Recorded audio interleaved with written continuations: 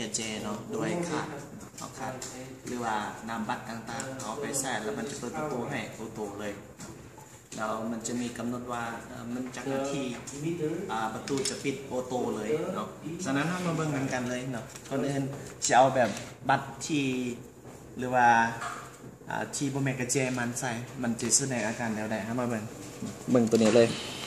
เบิ่งนี้เนาะอันนี้เขาบอกว่า put your card on the reader แสดงว่าให้มาใส่คาร์ดเนาะก่อนจะเข้าประตูฮะนะเอาลองแบบที่โบแมนคาร์ดเราโบแมนของมันเนาะเอามาใส่ไปaccess access up here access deny แสดงว่ามันปฏิเสธมันโบแมนของมันเนาะแล้วมาเบิ่งเอาแบบของมันเลยเนาะอันนี้คือกระเจมันมาลองเบิ่งโอเคประตูเปิดเนาะประตูเปิดแล้วใครเข้ารถ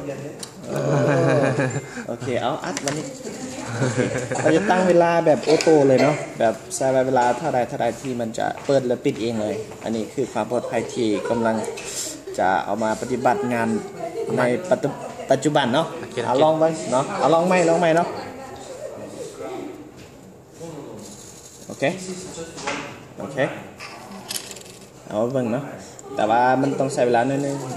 ปิดเลยวันนี้เอาแบบโมเมนต์ของมันใส่บ้างบ่ได้เนาะใส่บ่ได้เนาะดังบ่ได้อันนี้คือเนาะเอามาเบิ่งเอาของมันใส่เลย